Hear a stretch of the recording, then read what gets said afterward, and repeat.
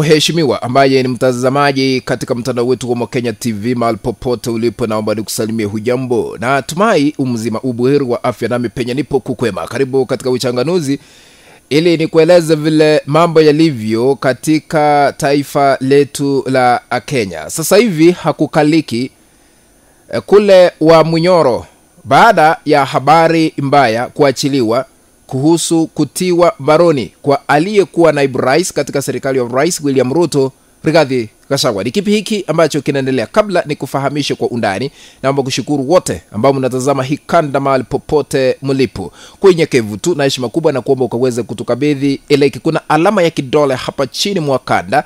Bonyeza hiyo alama ya kidole kama njia moja ya kutukabidhi a thumbs up. Ikiwa wewe ni mgeni, njoo karibu, ingia na viatu katika channel yetu ya Mkenya TV. Ikiwa umekuwa ukitazama bado hauja subscribe, ungana na wale ambao ni wageni ambao nimekaribisha muweze kusubscribe. Kuna kitufe pale chini mwakanda kimeandikwa subscribe.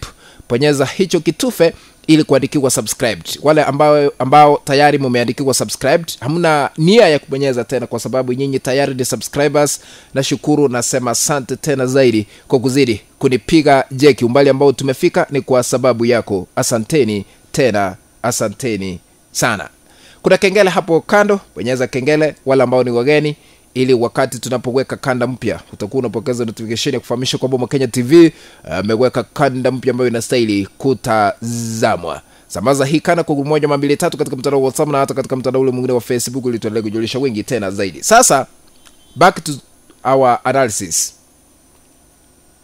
Siku ya Jumatano ilikuwa siku ya tarehe 25 mwezi wa 6 mwaka huu 2025, wakati kulikuwa na maandamano katika sehemu mbalimbali katika taifa letu la Kenya. Muliona mengi yakifanyika kupitia ripoti ambazo tumezipokea katika meza yetu ya habari. Ni kwamba zaidi ya watu 15 ndio wameweza kudhibitishwa kufikia sasa ambao waliweza kuaga dunia kupitia maandamano hayo, na zaidi ya mamia ama watu 400 waliweza kupata majeraha. Na kulingana na ripoti ambazo tumepokea kutoka kwa serikali kupitia waziri wa usalama wa ndani Kipchumba Murkomen, ni kwamba zaidi ya maafisa wa polisi 300 nao pia waliweza kujeruhiwa. Sasa baada ya maandamano kukamilika, agizo limeweza kutolewa katika bunge la kitaifa kuhusiana na Rigathi Gachagua.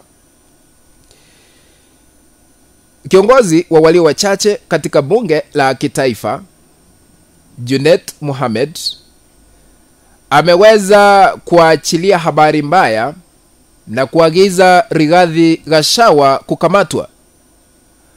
Tumsikize. What the hell can this Rigathi Gachagua do that he can take power through an orthodox means? We never attempted to overthrow the government. I beg to move, Mr. Speaker. Gachagua must be arrested as early as tomorrow morning.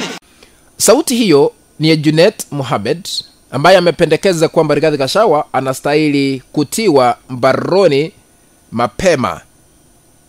Katika kanda hii nataka tuangazie sababu ni zipi zimechangia Rigathi Gachagua kukamatwa, ama habari mbaya kuhusiana kukamatwa kwake kuachiliwa katika bunge la kitaifa kupitia Junet Mohamed. Kwa nini habari hiyo imeweza kuachiliwa ili Gachagua kukamatwa? Number 1, kulingana na mbunge wakilishi la Kikuyu ambaye pia ni kiongozi wa walio wengi katika bunge la kitaifa, Kimani Ichung'wah, ameweza kudai kwamba Gachagua alikuwa behind wale ambao walikuwa wanaandamana, na anadai kwamba tena Gachagua aliweza kuwa na njama ya kuua wazazi wa Kimani Ichung'wah. Tusikize.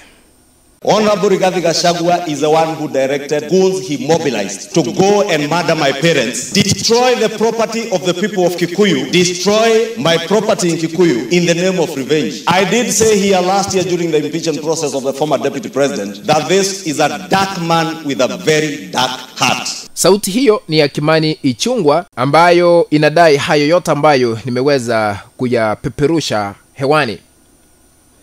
Na Inspector Generali wa polisi humu nchini Douglas Kanja naye ameweza kutoa ahadi na kuapa kwamba wale wote walikuwa majambazi, criminals katika maandamano, wote watakujiwa ghafla na kutiwa mbaroni kisha baadaye na kufikishwa mahakamani. Tusikize agizo la Douglas Kanja ambaye ni Inspector General wa polisi humu nchini. To the criminals who are involved in causing mayhem for our country so that you can be able to answer to your criminal activities. We are coming for you and you must have your day in the court. Umesikiza vile agizo limeweza kutolewa, na kwa kusema ukweli halisi wa mambo, wengi waliweza kupoteza mali yao, haswa wale ambao wamewekeza katika biashara. Uvamizi uliweza kushuhudiwa, maduka kufungiliwa mbali, na wengi waliweza kupoteza bidhaa zao, polisi ama vituo vya polisi kuchomwa. Ni mengi ambayo yaliweza kushuhudiwa siku ya maandamano, siku ya Jumatano. Lakini tukiwa katika platform yetu ya Omokenya TV tutakuwa tunafahamisha yale ambayo yanaendelea katika taifa letu la Kenya. Kufikia hapo sina lingine la ziada la kuongeza ila tu kutamatisha hii kanda. Ikiwa wewe ni mgeni na kuomba tu, ikiwa hauja subscribe uweze kusubscribe kwa kubonyeza kitufe kiko hapo chini ambacho kimeandikwa subscribe.